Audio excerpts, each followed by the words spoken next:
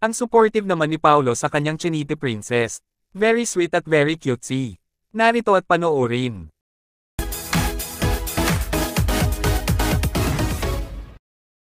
Namataan at ayon nga sa mga netizens na di umano'y kasama ni Kim Chiu si Paolo Avellino sa pagpunta sa Korea para sa Seoul International Drama Awards 2024.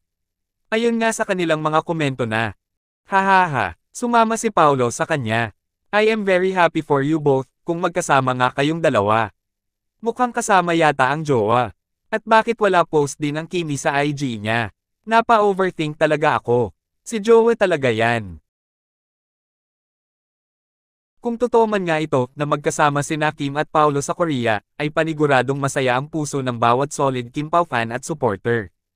At masasabi nga natin na very supportive si Paolo sa lahat ng mga goals o achievements ni Kimi sa buhay.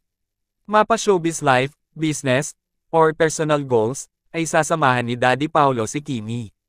Patunay na Kim Pao is real at hindi maitatanggi ang special connection nilang dalawa.